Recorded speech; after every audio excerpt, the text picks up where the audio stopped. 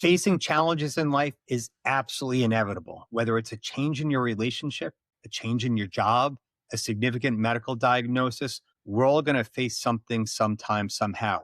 You want to be in the best shape emotionally and physically to be able to take on that challenge and emerge even stronger.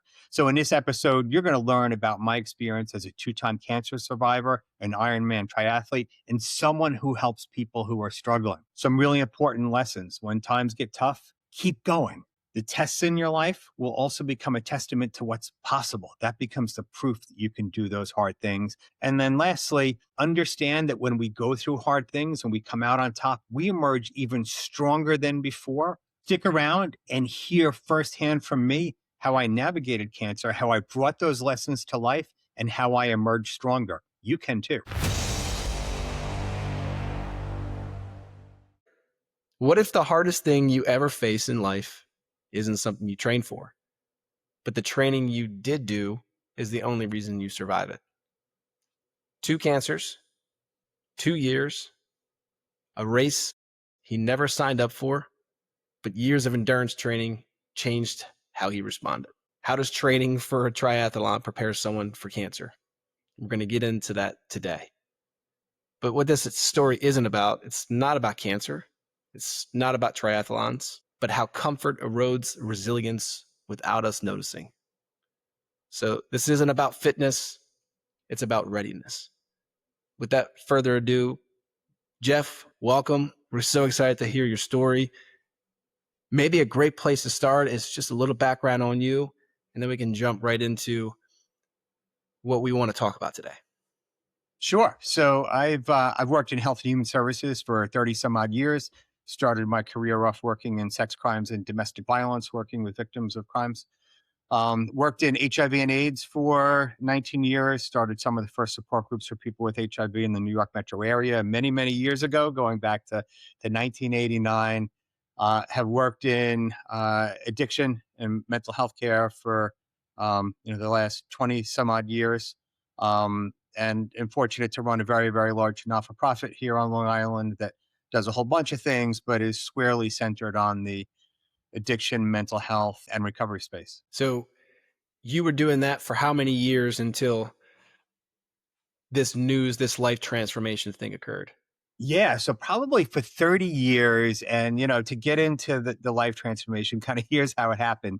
And there's probably some lessons here for our audience. So I've been in health and human services for a long time, was at a conference. I was in my mid 40s. I'm 59 now, in my mid 40s. I'm at a professional conference in Tampa, Florida, doing what people do at professional conferences at 2 a.m. in a bar. And somebody says, "Hey, you want to do a 5K in the morning?" Sure. What could go wrong with that? So 4 hours later, there I am in cargo shorts and sneakers that are designed for anything but running. The t-shirt I was going to wear under my suit that day. I get to the start line with a whole bunch of other people, move to the front because I'm going to kill this thing. And so gun goes off. I take off like a bat out of hell. And 90 seconds later, I am huffing and panting and swearing and walking and feeling like, wow, I am so out of shape. This is insane. So I walk about half of it. I kind of do this run really fast, walk cadence, turn in a time of 36 minutes. And if you're like me, that's a sign that you should immediately go back to your hotel room and maniacally start registering for 5Ks looking for redemption. And so I looked up every 5K in the Long Island area, started registering for them. Actually went back to that conference 3 years later and won the 5K. I went from 36 minutes to 21 minutes. And if you're anything like me again, then 5K isn't enough. You move to 10Ks, you move to half marathons, you move to full marathons, and I did 15 of those. And then it's not good enough to suck at one sport. I needed to be mediocre at 3. And so I took up swimming, biking, and running. And there too, started small, moved to the Olympic distance, moved to half Ironman, and then in November 2021 did a full Iron. And for your audience who may not be familiar, Ironman is more than a superhero. It's a race in which you do a 2-mile swim, 112-mile bike ride, and then a full 26.2-mile marathon. Here's the catch. If it takes you longer than 17 hours, you're disqualified. None of it matters. if any leg takes you longer than the prescribed time. So, like if you don't finish the swim in under 2 hours, immediately disqualified. Pack your stuff, you're going home. So I finished actually with plenty of time to spare. It was 15 hours and 9 minutes. And so in November of 2021, really at the what I considered the pinnacle of fitness. Right. And so had worked my way up and, went and did this race. And it was one of those things where in January of 2021, I'm like, all right, so I want to do this thing. This is like a bucket list item. Spent the entire year kind of training, prepping for it. Wrote Ironman Florida on a sticky note and put it on my bathroom mirror so that every time I got up at 4 o'clock in the morning to go do a 30-mile bike ride before I went to work or a 10-mile run, I remembered why exactly I was doing that kind of crazy stuff. And so that's my fitness journey. Well,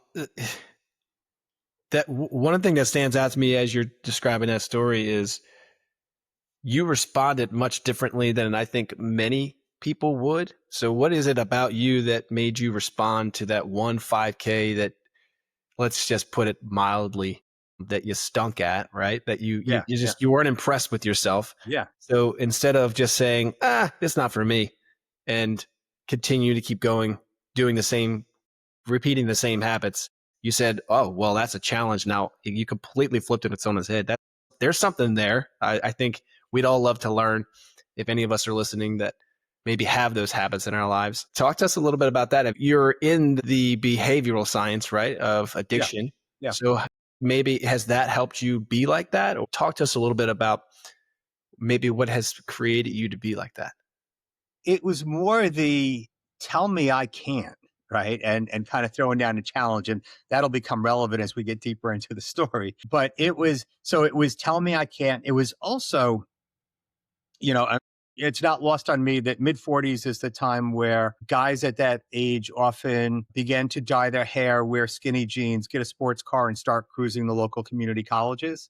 And that was not something I was down with. I looked terrible in skinny jeans. And so it was either that or I took up a hobby.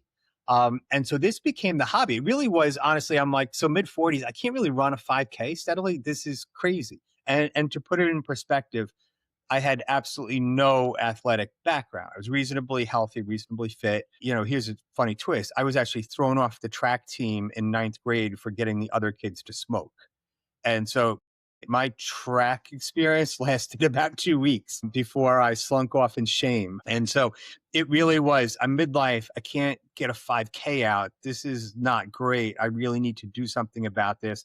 But it's also, look, I work in health and human services where there are ups and downs in funding and everything else like that. But I also see people with their ups and downs, and I see people who are struggling. And I'm like, I don't know if this one makes it. And then they rally and they make it. I see other folks who are like, yeah, I got this, no worries. And they're the ones who struggle. And so there is some professional experience there. But for me, it was, tell me I can't. That's like the only challenge I need. That's amazing. Maybe that comes from childhood. Someone told you a while back you weren't going to be able to achieve something and you wanted to prove them wrong. Whatever the cause is the motivation, you took action, which has led you to, how has the triathlon in itself been a differentiator when you fast forward to your story a little bit? I guess let's get into that.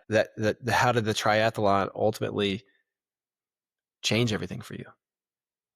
Yeah. So look, one of the reasons I love triathlon is that it forces you to get comfortable with being uncomfortable. We live in a society that is engineered for comfort. Everything from, if I'm hungry, I hit up my app and some guy making $4 an hour delivers my food. I'll get into my car when we're done here. And guess what? My steering wheel and my seat is heated. We just live in a society that's engineered for comfort. And generally, if you just look at it from an evolutionary standpoint, we're not necessarily built like that. And so for me, being at, a great metaphor is mile 18 of the marathon. Mile 18 of the marathon is where, for most people, where the wheels come off. It's like you are a couple hours into this. Your brain and your legs are saying, stop, stop. Why are you doing this? All you get at the end is a free banana, a bottle of water, and the same medal that everybody else gets. Stop this. Nobody's chasing you. There's no reason to do this on a Sunday morning. but you power through and you keep going. And before you know it, you're at mile 23 and you're like, I'm basically done, right? I've got a 5K. I can run a 5K in 20 minutes. I'm basically done. But it's getting through that segment of uncomfortability that's where the magic happens. It doesn't happen in the finish line where everyone's clapping for you and cheering. It's those dark moments where you're like, all right, this sucks. I am hurting, but I need to just keep going. And so I love, I say now, not when I'm in it, but I say now in retrospect, like I love those moments because that's where you build up the strength. And, I experience it in races, but I also experience it in training where, I get up and I'm like, I'm not feeling the run today. Yeah, just get out and do it. You'll feel it. There's never a workout that I have regretted. And the hardest step of any run, any bike ride is getting out the door. As soon as you're out the door, everything's okay. You're going to have some ups and downs along the way, but it's that mindset to just keep going. And so, you asked about how it shaped, my later experiences and my cancer experiences. It was fundamental. And I had pretty strong willed to begin with, but I had no idea that I was developing some of those skills that I was going to need later on. I had no idea that I was going to wind up having cancer not once but twice. And I've told the story a couple times about how I learned of my diagnosis. And, I learned of my first diagnosis on April 1st, 2022, driving down. So a few miles out of Ironman, driving down the highway, doing errands on a Friday where I'm off from work, going to a dental appointment. I get a notification on my phone, get to a traffic light, hop into my healthcare portal. There's pages of medical jargon I really don't understand. And then I get to the punchline. And the punchline is clinically significant prostate cancer likely. And so that wasn't the start of my journey. I had a routine physical a week or so earlier. No symptoms whatsoever, feeling healthy, just feel like, I beat up my body a little bit. I should get regular checkups. It's the right thing to do. And so, and I'm at a traffic light, cars beeping behind me. I'm like, wait a minute, it is April Fool's Day. They must have mixed my test results up with somebody else. There's no way that I have prostate cancer. And so, from there, you go for a ton of confirmatory testing. There's this big valley where you kind of wait until that follow up testing happens. Again, if you're like me, you start Googling the hell out of prostate cancer survival rates, everything else in the world. And I knew, very little about prostate cancer. But as a 22, I became one of 2 million Americans a year that hear the words, you have cancer for the first time. And I heard it via text message on the highway. And aside from the other lessons, one of the lessons is literally a text message can change your life forever, right? Split second and your life has changed and my life was changed. I'm, fortunate in that I have access to early testing. I'm white, middle class, well insured, straight, not likely to encounter racism, sexism, homophobia, discrimination in a healthcare setting. And so I was treated successfully in July of that year. Surgically, my doctor said to me, dude, you can't run for 8 weeks. And I said, well, what happens if I do? And he said, went into graphic detail about what would happen and it would require an additional surgery. And I said, well, okay, so I'm not going to do that. But I did walk almost a mile around the nurse's station right after my surgery. I've got a mental health background. And so it took everything in them not to recommend a psychiatric evaluation for me. As I dragged IV poles behind me and the back of my gown flapped open. And so in the month afterwards, I walked about 100 miles around my neighborhood like the crazy guy. And then that following November, went on to run the New York City Marathon. I didn't set any records. I might have peed some blood. I lost a toenail, but it was proof that I was back. So, from one year to the next, dealt with the cancer diagnosis and then went on to run New York City. Wow, that's an amazing story, an amazing comeback story. Talk to us a little bit about, and by the way, I can relate. It wasn't maybe a year after you that I also got I guess I love that statistic, by the way. I didn't know it. 1 in 2 million people that got their diagnosis that year. Yeah. It's probably increased in 2023, 2024, 2025, right? As though I don't think those numbers are going down. But yeah, I know that feeling all too well. I can't imagine getting it via a text message. But I do know how getting and receiving a text message and knowing that it's blood results that you're looking at the anxiety that that causes. So I'm curious personally, just because I've been trying to work through that as well. Now that you go back, and I know your story's still being told, so I don't want to get ahead of it. But after that diagnosis, and after you ran your marathon and you're back, you're still following up. So when you were driving inevitably again, and you got those text messages with more blood results, your mind goes places, right? So would with your training, with putting yourself in discomfort and pushing through that, you've got a lot of instinctive mental capacity training. And maybe you could teach me, maybe you could teach the rest of our viewers, just what thought process are you going down? Does it start going negative, like, oh, is it back? And then you just quickly shift it to positive? What stories are you telling yourself that allows you to not have that anxiety that inevitably comes when you're waiting for those type of test results again? Yeah, no, so fantastic question. There's actually some science behind this. There's a thing called scanxiety that cancer survivors and folks with other serious illnesses encounter. And, for a lot of us, routine follow-up testing is really important, right? You want to know if it came back, but you go to the same labs, the same parking garages, the same doctors, you walk down the same hallways, you go through the same process, and then you go through the same waiting process, wondering what it's going to be. It's almost like walking into the casino and spinning the roulette wheel. Land on black, you're good. Land on red, you're right back to cancer land. And for me, that means, trading in my running clothes for hospital gowns and IV poles, and a trip back to everything that was. But here's a way that I think about it, and I obviously think about a lot of things when I run. The bike, not so much, because you're too busy dodging traffic and that kind of thing, and so you're Right. distracted. But running, and I run without music, just run to be with myself. And I've kind of worked up this image in my mind where I'm running alongside cancer and talking about cancer coming back, and we're running side by side. And I, kind of walk through and say, so, if my cancer comes back, what do I do? Well, I'll go to my doctors and I trust them, and there's always another solution. And, suppose it doesn't work. Well, then they'll try something else and they'll come up with another treatment option for me. And suppose that doesn't work and they tell me that I'm now stage 4 and I've got a limited time on this earth to live. I will ask them how long, and then they'll give me a number, and I'll blow those numbers out of the water and ignore everything they told me.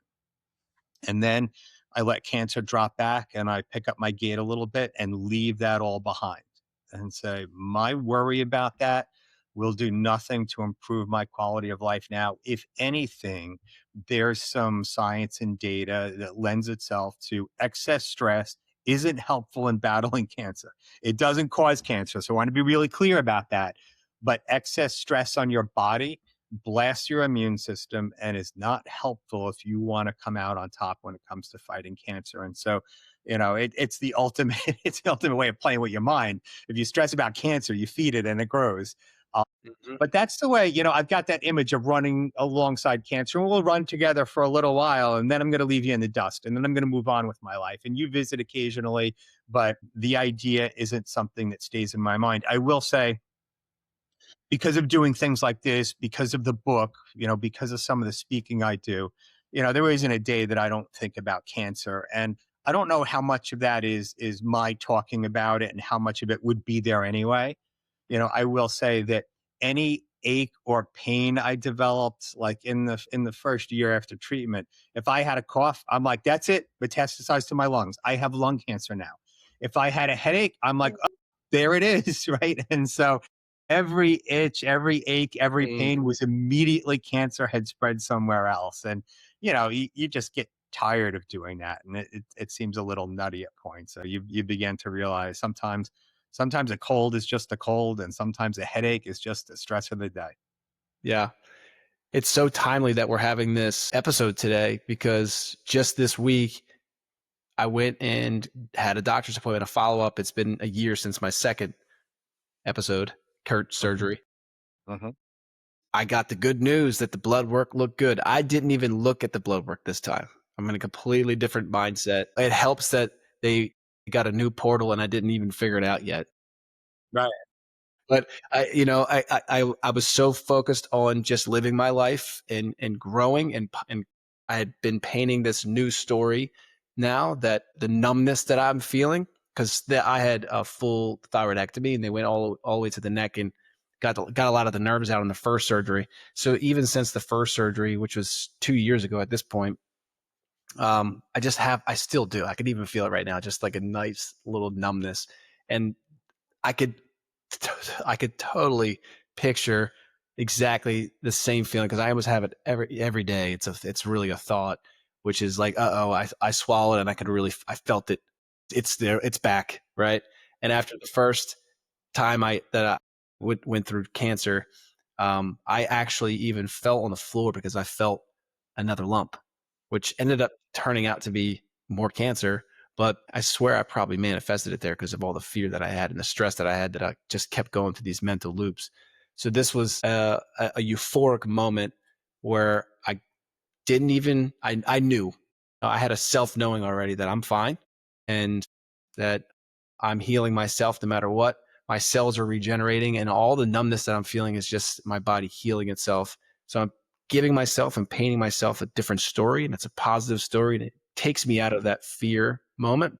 But it's so crazy that we're having this episode today because that literally just happened this week, and everything sort of came to fruition and got that good news, and we'll continue to keep getting that good news, and I hope you have as well. But that feeling, that numbness, like you said, you get a cough and you're like, oh, it's back.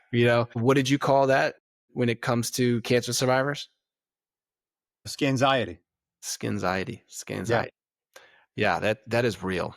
And there needs to be some training on how to get through that for folks. So hopefully if you're going through that yourself right now, this helps. And there's new stories. I love the fact that you're running and you're having a conversation with your future self. I sort of envisioned being at the doctor's office because that's where my PTSD started from this. And it's real, right? You don't have to go to war to have PTSD. Right. Right. I was by myself in the meeting with the doctor because I didn't think anything was wrong. And I wish someone was there. I wish I had my wife there because I felt like the PTSD moment would have been a little bit more softer. But I remember distinctly getting that news and just being like, "Oh my God, am I?" I felt like I was watching an episode of House from the outside looking in, and Yeah. Yeah. I was the viewer. It wasn't even me. Like, how is this really happening to me? My God! So I repainted that really traumatic moment for me as a positive. Like what happened this week, I had gone through a million times every day as I was feeling the numbness in my neck, thinking it could be back. Nope. You're going to meet with your doctor. He's going to tell you everything looks good. He's going to say, "Hey, I don't need to see you for like another year." Right. Right. So Right. yeah, when it comes to discomfort, I want to get back to that topic a little bit. We as human beings, we just avoid discomfort. So when that discomfort comes, and in our case, it's cancer, right? In your case, it's also practicing getting through it in that 18th mile. But most of us don't really push through that discomfort willingly like you did, or like you have consistently with your runs until we panic because life forces us to go through that.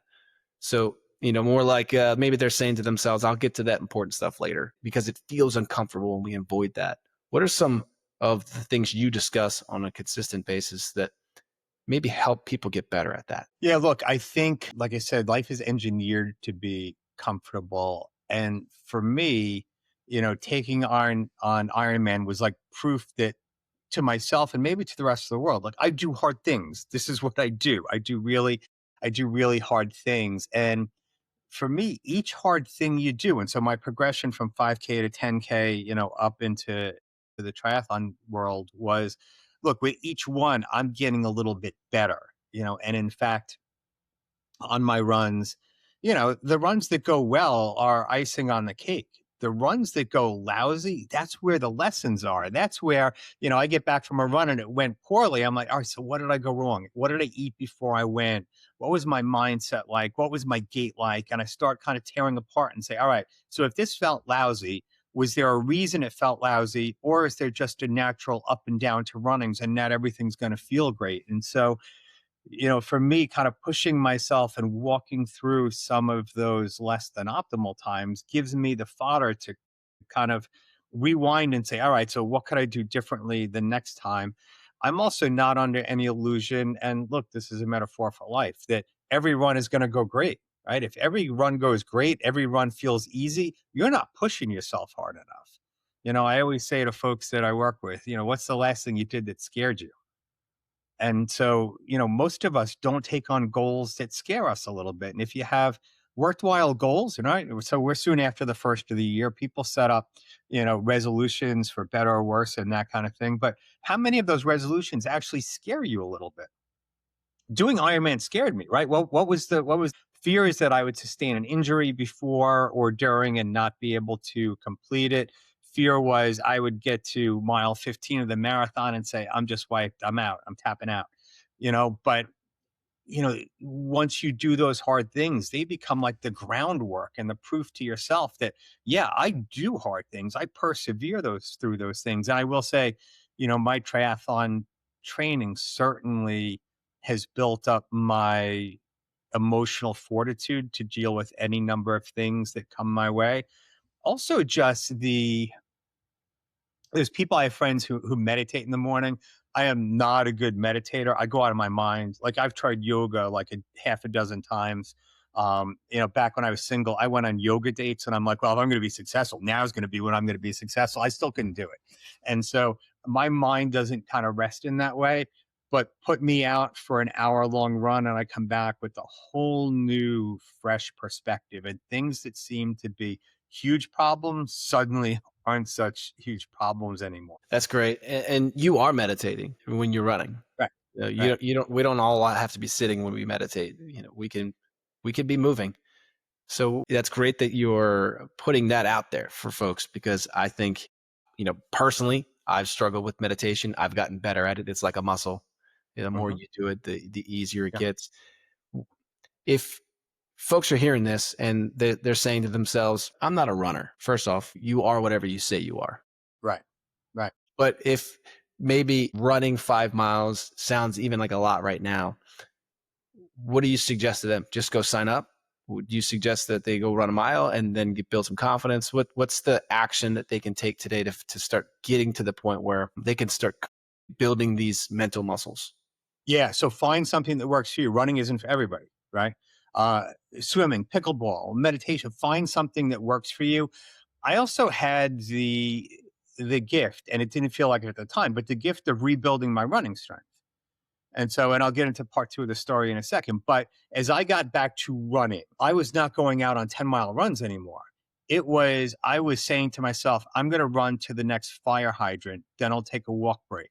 I'm going to run to the white car, and then I'll start walking again. I'll walk to the stop sign, and then I'll pick up. And it was those run walk cadences that got longer over time. But I started from scratch, literally leaving my driveway and saying, I'm going to make it to the stop sign this time. And then I'm going to go a little bit further each and every time. And so you build from a groundwork like that. So you don't have to be a runner. Look, there are people who walk and get a lot out of that. So it's the physical movement, it's the emotional time alone. A week or so ago it snowed here in New York and it was coming down pretty hard. And I said to my wife, I'm going for a run. And she's like, you are? And I said, yeah. And I'll tell you just the quietness because the snow dampens all of the sound around. Right. And so it was early in the morning, not a car around. The snow dampens all the sound. And just the feeling of peace I got from that was incredible. Find that for you. It doesn't have to be running in a snowstorm. Right. It could be any number of things, but find a way to that peace. We live again, not only the comfort thing, but we live in a pretty frenetic world where you're getting pings on your phone every 5 minutes, multiple things calling for your attention. We don't have a moment worth of downtime. You're online in a store, you're not thinking about the things around you, you're checking your phone. Right. And so find a way to grab that peace of mind and just carve out the time for you. So I would say, and movement, I think is so important. I'm not an exercise evangelist by any stretch of the imagination, but I do think that movement, particularly in the morning, is absolutely critical. And, there's it's like anything else. As I build up for a marathon or for a long triathlon, there's a thing called tapering. And tapering is when you dial back your volume right before the race. So you're not going into the race fatigued. And so the last 2 weeks of marathon running, you've now gone from running, 22 miles on a Sunday to you better not do more than 3 or 4. For Really? me, it's like going through withdrawal from a drug, right? It's as if you said to me, stop drinking coffee for a week. Are you kidding me? And so the dopamine rush you get or I get from running and from exercise, take that away, you'll go into withdrawal like any other drug because your body and your mind adapts to it, right? Take it away, you no longer have that outlet. And so I always say to folks, particularly those who struggle with addictions, you don't have to eliminate that kind of stuff from your life, but find something else, right? That isn't going to wreck your health along the way. And so for me, it's, start slow, kind of respect kind of where you are, push it a little bit. It should be a little bit uncomfortable. I monitor my heart rate religiously. And unless I'm getting to the 150, 160 mark, I haven't done the work. And so I can keep it at 120. I can go all day, but I have objective proof on whether or not I did the work or not. And so um, move every day. It makes a huge difference, not only for your physical health, but for your emotional well-being. Talk to that person listening right now who, let's say regardless of whether or not they've had a health scare yet, but especially if they have, they know they need to move. They know they need to create habits, but they beat themselves up year after year because they've set New Year's resolution goals and they didn't achieve them.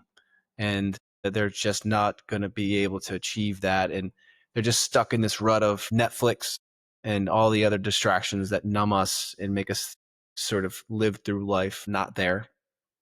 Talk to them, right? Because I think there's a definitely a issue going on in our culture right now, worldwide, where there's so many things, like you mentioned before, that are designed, specifically designed to capture our attention, to distract us, to numb us, that I think we internalize too much as human beings that it's our fault. The system is designed to numb you, right?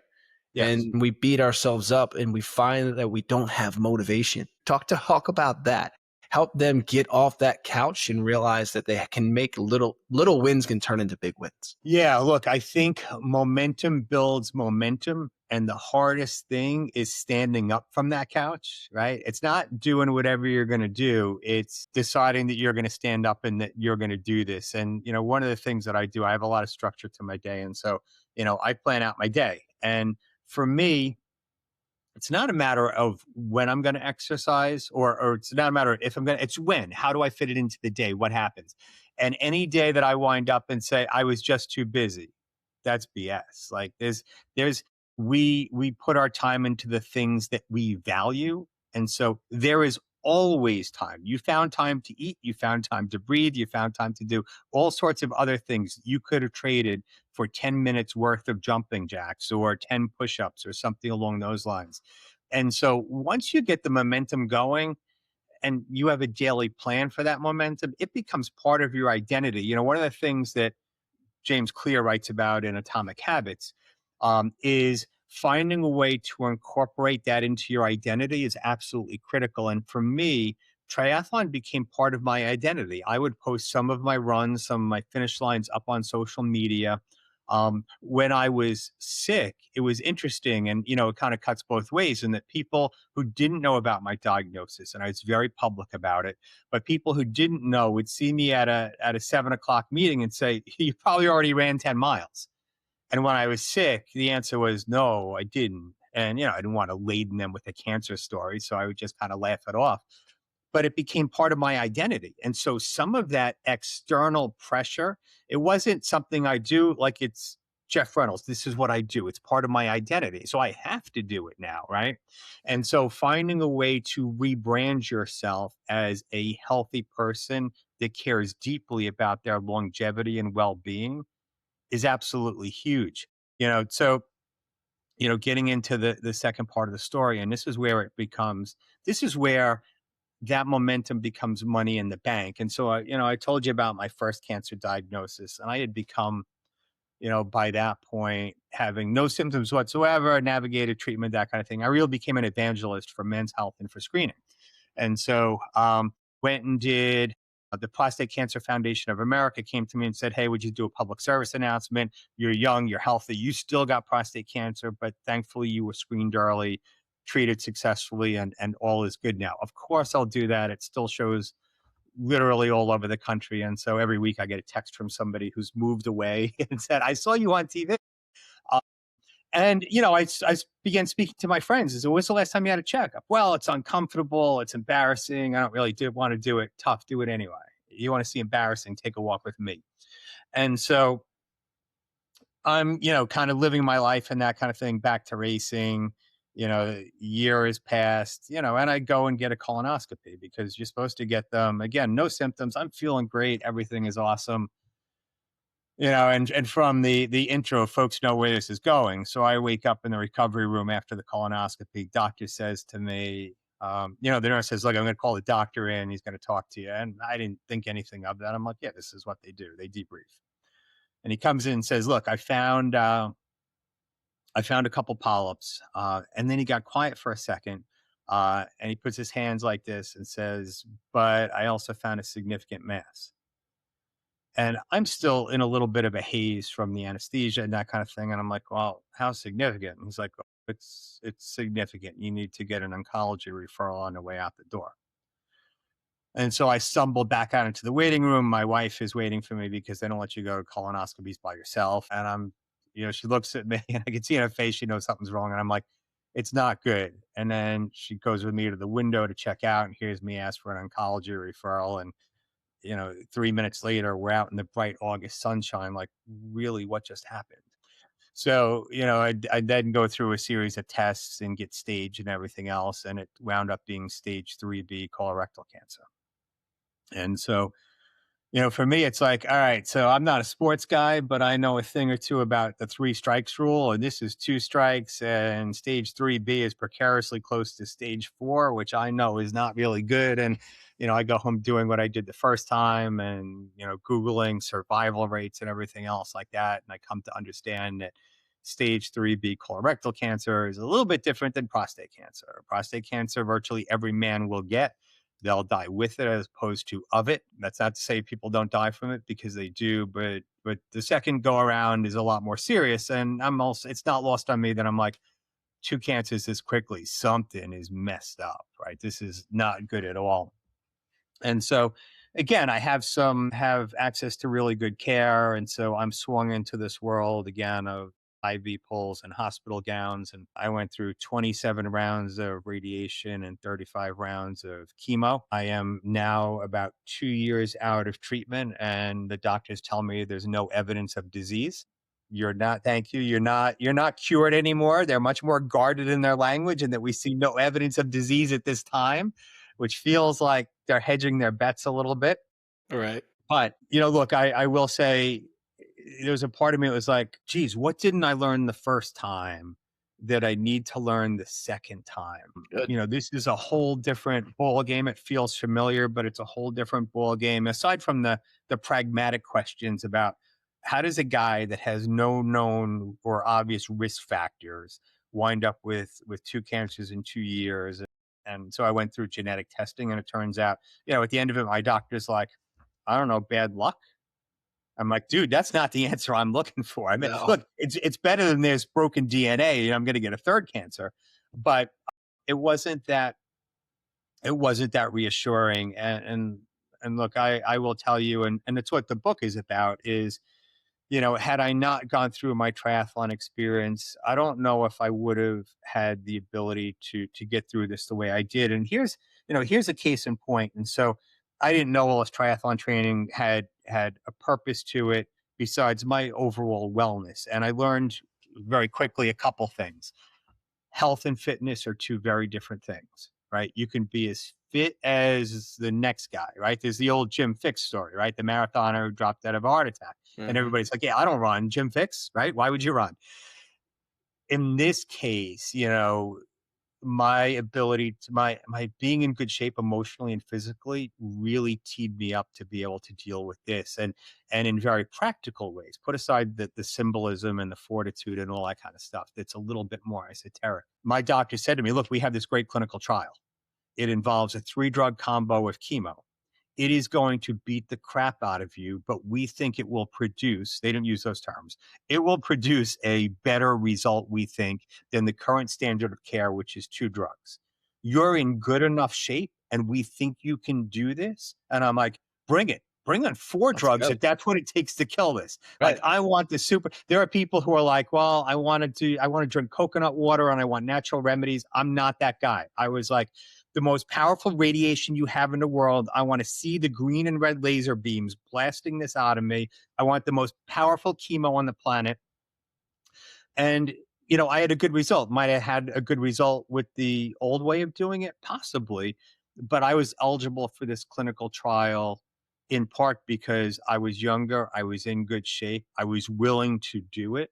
And look, there was a time we were about 3/4 of the way through my chemo treatments, and my doctor said to me, he's like, "Look, your blood counts have dropped.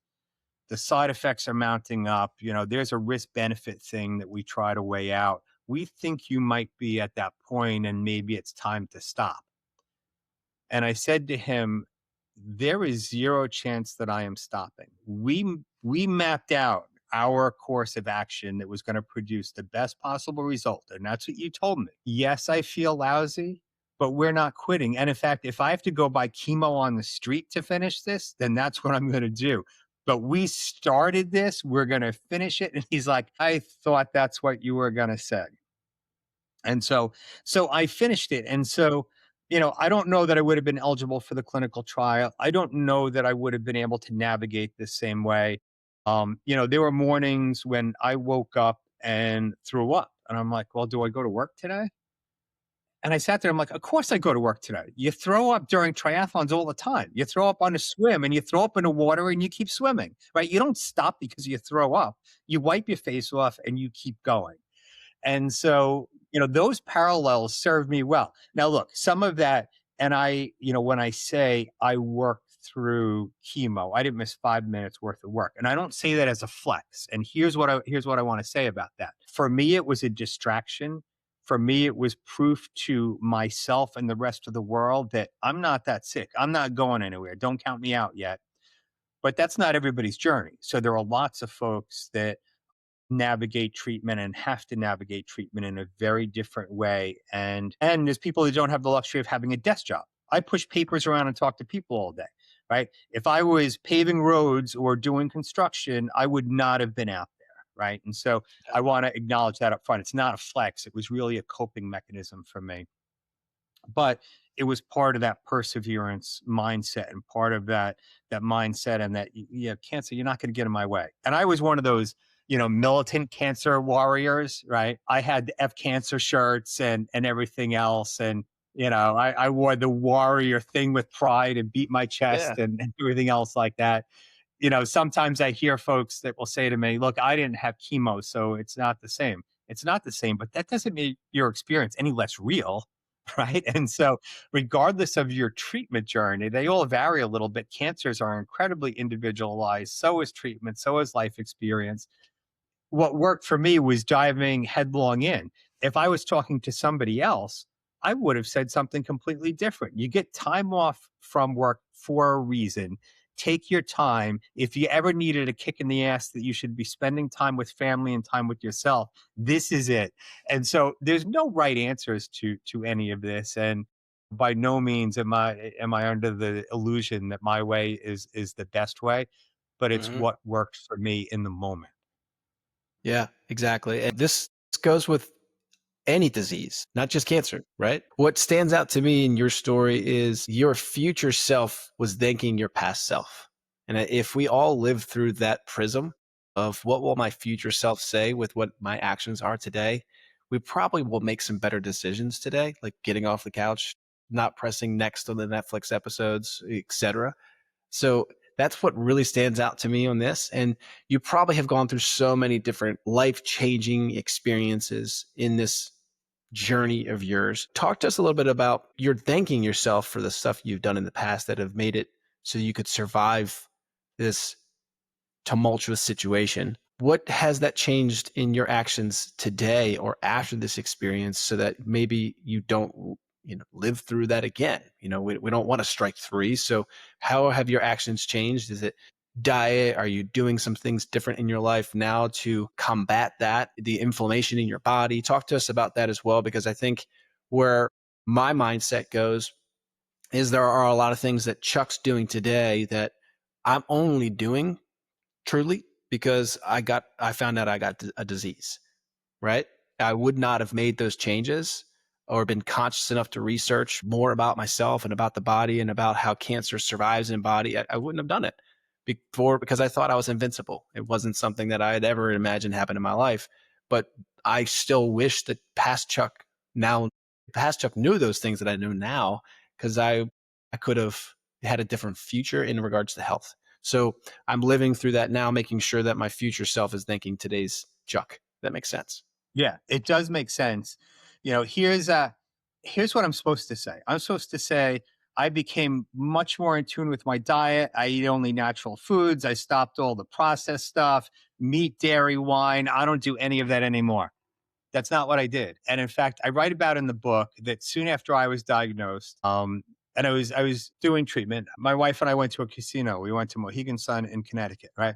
Like you should not, if you're immunocompromised because of chemo, you probably shouldn't go to a casino, quite frankly. But for the first time in my life, I had a milkshake and French fries for lunch one day. And you know what? I didn't feel bad about it for a second. And so there's a part of me that's like, you know what? I did everything right, whatever that is. And I still got cancer. I've got to balance my mindfulness about staying alive and staying healthy with maybe having fun a little bit here and there. Have the damn milkshake, right? And so, and Amen. don't do that every day, right? And I probably had the milkshake for lunch and then went for a 5 mile run at night. And so you got to balance this off. But I think I achieved more balance in my life. My relationships with my male friends changed dramatically. I Really? didn't have people that kind of turned their back on me. I did have a lot of people who are like, I don't know what to say. And I'm like, cool, me neither. I'm good with that. You don't have to know what to say. There were people who are like, I don't know what to say other than this sucks. I'm sorry this happened to you. And I'm like, that's good. That's actually all you need to say. You don't need to have any answers or anything else. My male friends, we would have lunch or dinner. And the first time it happened, it threw me. And generally, we high five each other, we leave, that kind of thing. My friends were hugging me. And then one of my friends said to me, I love you. And I'm like, what the hell is happening? And I'm like, and it wasn't like that drunken backslapping, I love you, man kind of Yeah, thing. yeah.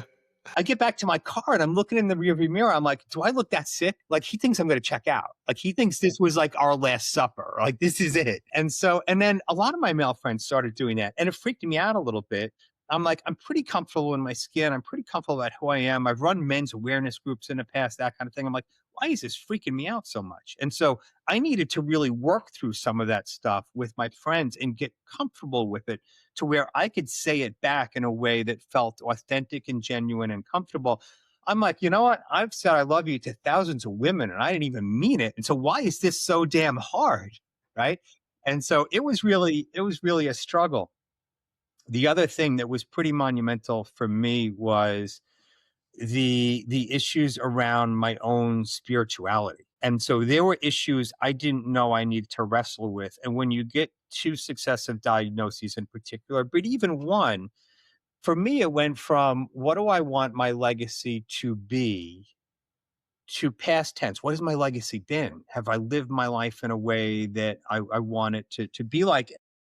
So in the book, I write pretty fast. Beginning and ending was easy. The middle chapter on spirituality and how cancer changed me spiritually, I was like 8 weeks into this chapter. It's only 13 pages. And I'm like, all right, I can't resolve these questions about do I believe in God? What happens when you die?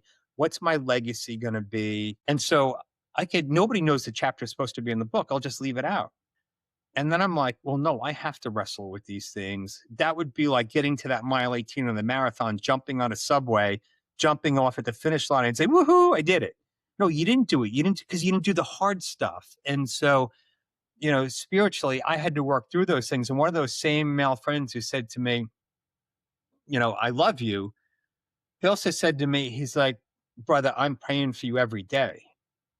And I'm like, shit, I'm not even praying for myself, really. And so I needed to resolve some of those questions. And I wouldn't say I got full resolution on those questions, but what I did come up with is, there's a power greater than myself and there's a power greater than cancer. And I have to put some trust in that and let go to a certain extent of what's going to be is going to be. And so, it's this thing where I know I need to take care of my health. I know I need to take care of my physical health, my emotional health, and my social health with the people in my circle. But there's a certain point in time in which you don't have control over it. So my relationships deepened, my relationship with myself deepened, my relationship with my God deepened, relationship with my wife. At that point, she wasn't my wife, she was my girlfriend. When I got prostate cancer, we were about 3 or 6 months into our relationship. And, Wow. I said to her, I'm like, look, you didn't sign up for this. And if you need to tap out, I completely get it. She's like, are you nuts? Really? That's what you're asking me. And so, the second time she, went through it with me. And so our relationship deepened. So, there's something, when doctors say there's no evidence of disease, cancer and its treatment leaves behind plenty of evidence. And for me, it's gratitude. It's more of an awareness of the countdown clock. There's an invisible countdown clock that hangs above all of our heads, right? And you don't know when that's the moment. You don't know when you're going to get that text message. I'm more aware of that countdown clock. And so the things I want to do, I do. I wanted to marry her. I married her a year ago. I wanted to go on a safari. I did that last March. All the things you've been putting off saying, I want to do, go do them, right? Because you don't know what tomorrow holds. Go do it and enjoy every single second. And look, when I was the day before Ironman Florida, I spoke to my coach, and she said to me, savor the finish line. She's like, don't race through it. And I'm like, after 15 hours, you don't have to, I'm not going to be racing through anything. You don't have to worry. And I really did. And I went across that finish line and I'm like, so I did this. I finished this. I completed it. And, I'm not ready for the final finish line just yet. And I've learned to enjoy the race just a little bit more. Yeah, exactly. Yeah, and for our listeners, we don't have to experience this, what Jeff and I have experienced, to have these aha moments and appreciations and gratitude. What you could do is imagine there being 1 year left. All right, let that sink in. Imagine there being 1 year left, because that, whether it's accurate or not, that's tends to be what you think. At least not, maybe not 1 year, but when you get bad news like that, your mind does go there, right? Which is where the gratitude comes from. So imagine there's 1 year left. There is a finish line coming up sooner than you want. Imagine you'll probably audit how you'll spend your time, right? And what Right. Are you'll you going to watch Netflix? yeah, yeah, yeah, Right. exactly. And then, you'll identify what you would stop tolerating because of that. And then maybe most important, you'll identify what you would start prioritizing now. And I have always thought and heard, I've always been into self-help books for, I don't know, probably 20 plus years. And they've sort of been my retreat. When stress got high, I would read some self-help books and it would kind of be my guiding light. And in those self-help books, it was always, not all of them, obviously, but the underlying theme has always been, what are your values? It's constantly in there, right? What's your identity? What's your values? It wasn't until I got diagnosed with cancer that I actually wrote down what my values were.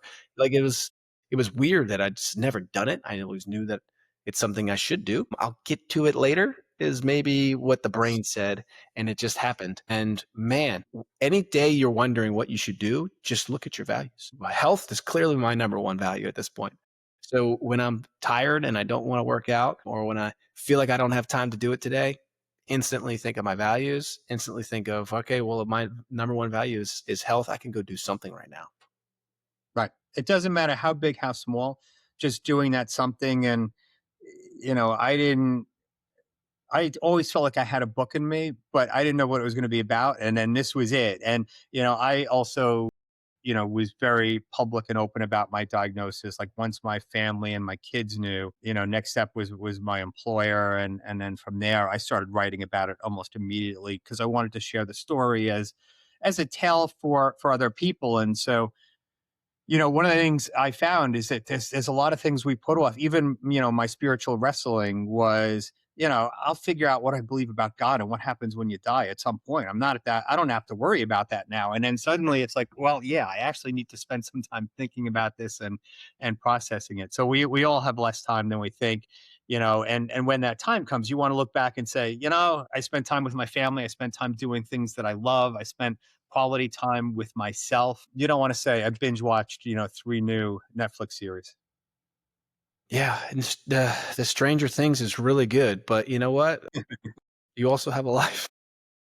Yeah, and look, it's about balance. Like I said, I didn't go on a completely natural diet. Like all the science says that I maybe should have done that, but I'm like, you know what? I'm still going to maintain a reasonably healthy life, but sometimes it's going to be French fries and a milkshake. Yeah.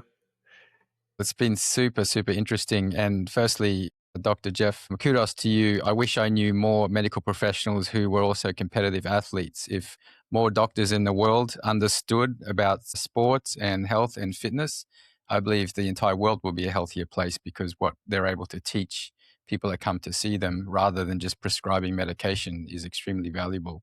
So that's the first golden nugget. Secondly, there's three different ways that people can learn things, like learn skills, learn about life. There's theoretical learning. So, for example, if I wanted to learn how to play tennis, I could read all the books, I could watch the videos, I could kind of learn the theory side of it. And then the second way to learn is through experience. So grabbing a tennis racket and a ball and going out on the court and actually experiencing the sport of tennis and learning that way. And then the third way is through other people's experience. Like if I was aspiring to be a professional tennis player, I'd be looking at the great champions in the world. If I had 10 minutes with Djokovic or Federer or Nadal to teach me about tennis, oh my goodness, what could you learn from those people? So through your story, through your book, and you jumping on podcasts, a lot of people have the opportunity to learn from your experience, which I think is really, really valuable. And the very quick question I wanted to ask you is, who did you learn from? Because the first thing that came to mind for me was a 1999 Lance Armstrong book. It's not about the bike, right? I read that book. It was so inspiring. And one of the stories that he had was lying in the hospital bed. He put he put his bicycle in the hospital room with him. And anytime he had a little bit of energy, he would get out of bed and actually just sit on the bike in the room. And that was his inspiration to be able to get back on the bike and get back into racing. And that, I believe, for other people that were going through cancer in the early 2000s, probably looked up to somebody like that and learned from him. So the question, Jeff, is who did you learn from to map out your journey? So one of the things that figured prominently in the equation, as I mentioned at the outset, I've been in health and human services for 30 years, written a lot about behavior change specific to folks that are struggling with a dependence on drugs or alcohol. And so for all of those years, I've helped literally tens of thousands of people and families get through those crises. And so for all that time, I was the guy who, if your teenager overdoses at 3 a.m. on Long Island, I'm the guy you call, right? If you have a gambling problem these days, I'm the guy you call. If, you've got a mental health problem and you're not sure where to turn, I work with kids who are runaway homeless in traffic and that kind of thing. And so I'm like the fixer. I'm the guy that fixes everything and helps everybody and that kind of thing. And suddenly, I'm now the guy who's frantically Googling, how long can I survive? Cancer centers, New York, that kind of thing, and looking for help myself. And it really was, look, it feels a lot better to be the helper, right? The guy that has all the answers, the guy that's in control. And suddenly you're like, I don't know anything about this. I don't even know if it's prostate or prostrate. And so you're thrown into this world where, you're reliant on others. And it was humbling, but also empowering at the same time. And so I thought a lot about the experiences that some of the folks who I've helped have gone through, right? The anxiety of like picking up the phone 3 or 4 times and then putting it back down, or sending an email and then not being really sure about wanting to take this step. And so as I watch people navigate just incredibly hard situations, sometimes with poise and grace, sometimes with incredible clumsiness, they still took that step and forged through and moved through it. And so part of me was like, all right, so if they can get through some of the hardest things in life, I can do this too. And I should practice what I preach, right? And so if I'm the one always saying, you could get through this, you could do it, and I'm the one who's like, cancer twice, I'm probably going to die.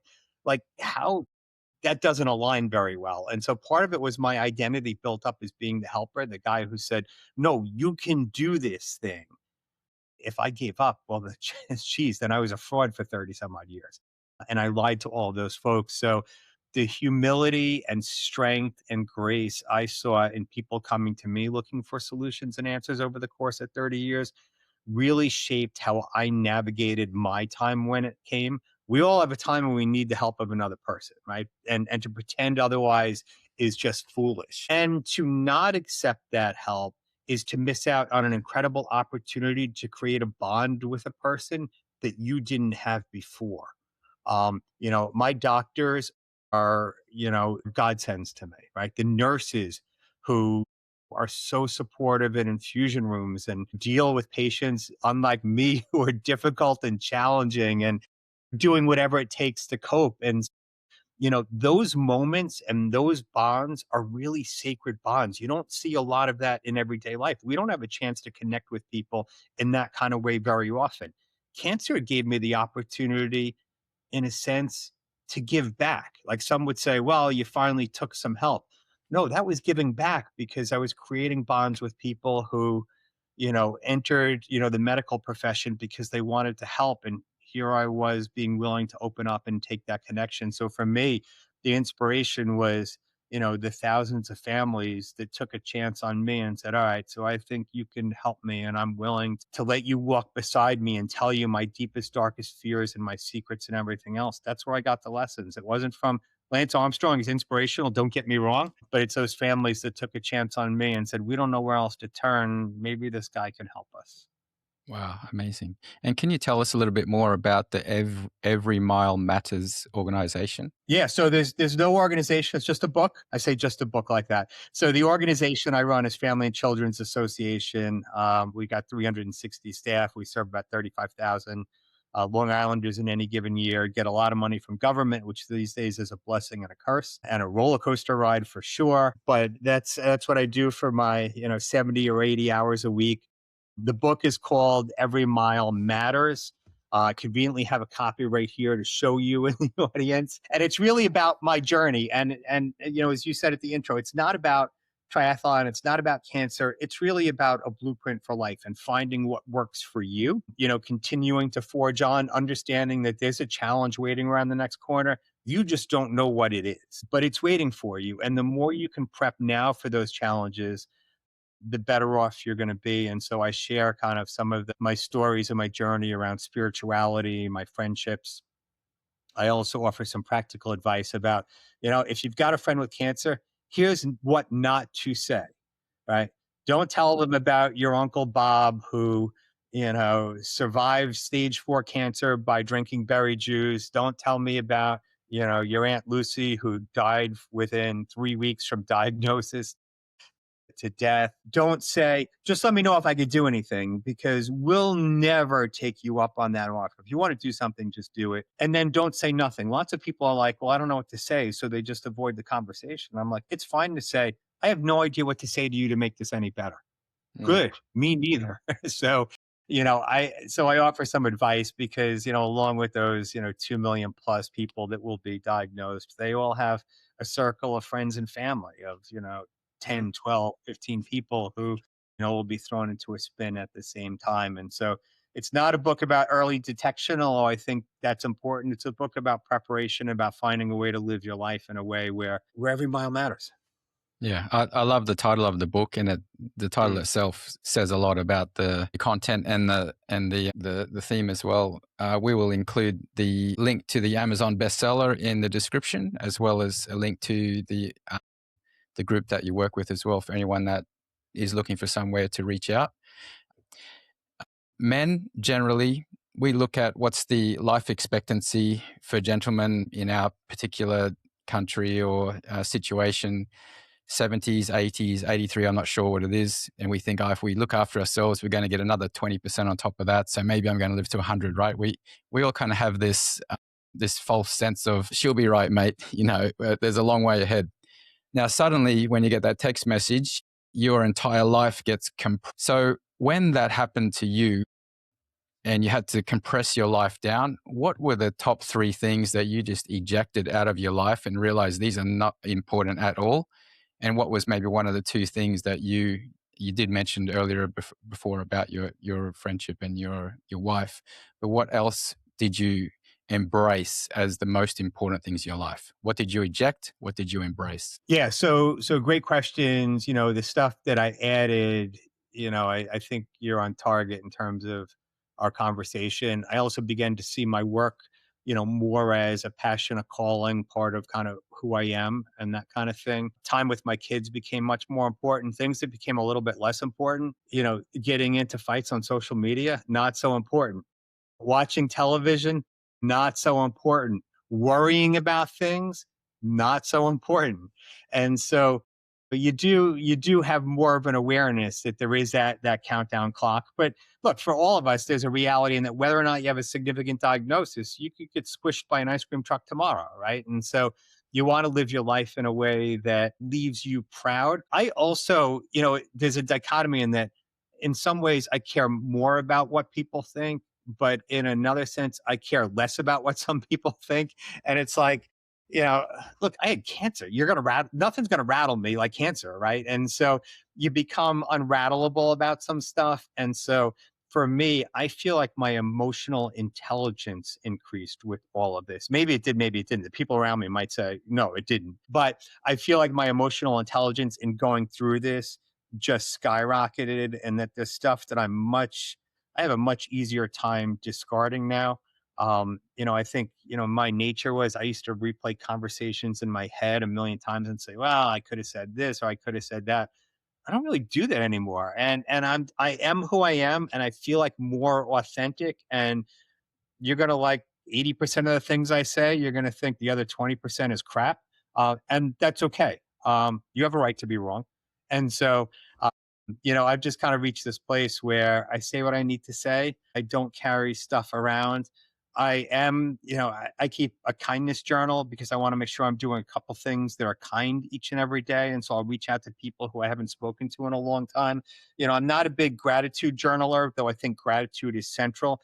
But I make a point of jotting down one thing I did each day that was kind for another person. And it's not like, hey, just going to work. It's maybe, texting somebody and saying, just wanted you to know I was thinking about you today, or that kind of thing, or knowing somebody's going in for an exam or is changing a job and you wish them good luck on a first day. And I've become more mindful. I think I probably did some of those things, but I've become more mindful and reflective about doing them. Fantastic. Is your book available in audio on any platform?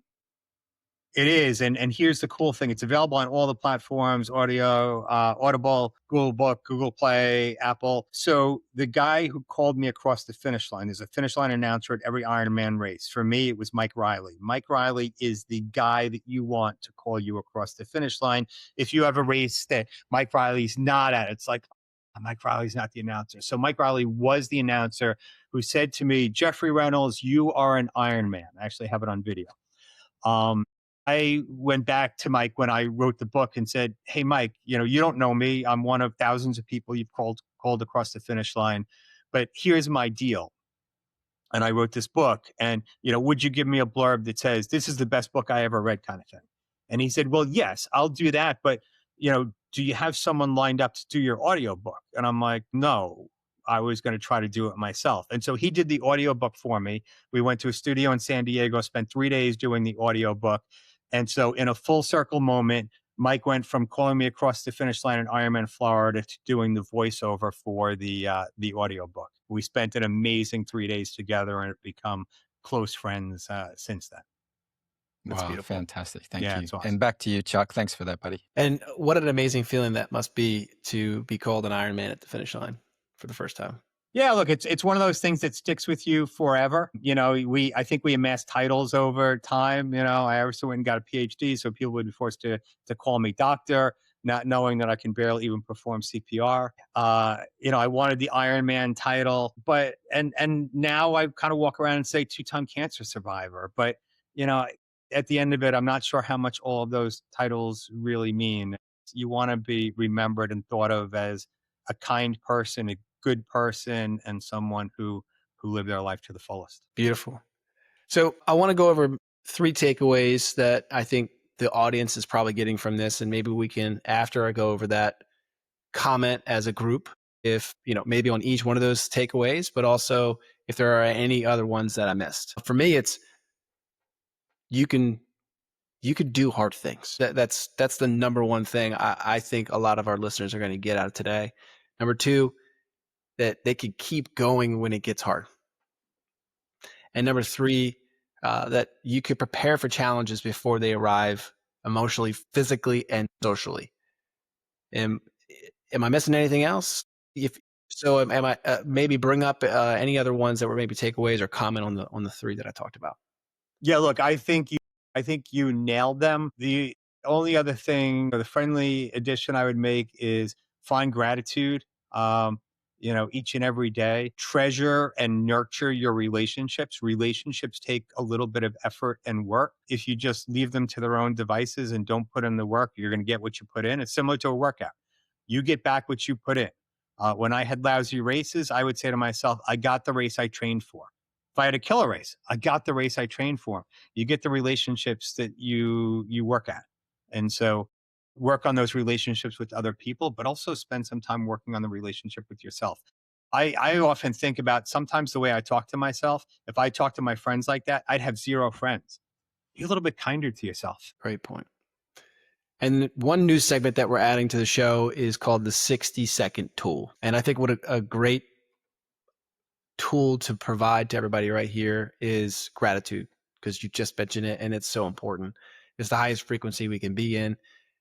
Do you have a tool that can be repeated daily for people to practice gratitude? So it's not exactly on point, but one of the things I say to myself every morning is, what would a great day look like? And when I go to bed tonight, how would I know that I actually had a great day? The other thing that I frame differently, my coach would give me workouts and I'd say, I have to do a 10-miler today. It's no longer I have to. No, I get to. I hear parents say, I got to get my kid to soccer. No, you get to bring your kid to soccer. There's a lot of parents that are sitting in cancer wards with their kids instead of bringing them to soccer. I got to go to work. No, you have a job. There's lots of people who would kill for the job you have. I've got to take care of the yard this weekend. Well, there's lots of folks that don't have yards that would give anything to have your yard. So change that I got to I get to. Beautiful. That's a resilience building input, not just positive thinking. That's Right. repetitive. Yeah. I love that.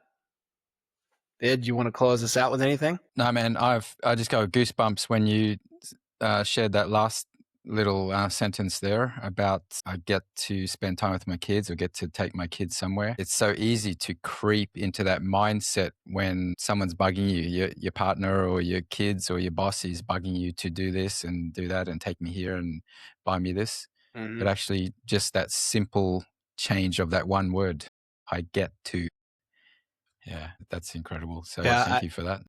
I'm going to practice that on a daily basis, because I have where that creeps up for me the most is dishes, because it's done every day, and I'm like, all right, how do I love to do dishes? Now I get to do dishes. I have dishes in a beautiful kitchen to do dishes in.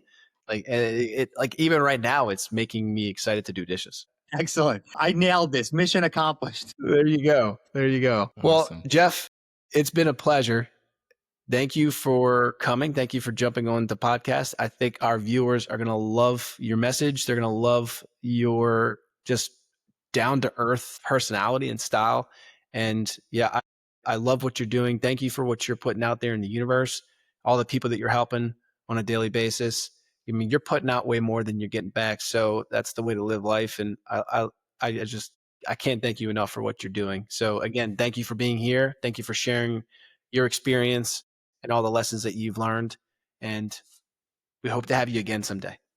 Awesome. Congrats on your survivorship. Thank you guys for helping to get the word out. I know you have a lot of great guests, so I feel lucky to be with you to do this, and love to come on at some other point. And thanks for everything you do. Thank you. Take care, everybody. And of course, click like, subscribe, do all that good stuff. It helps the algorithms. It helps more people see this. And we love you.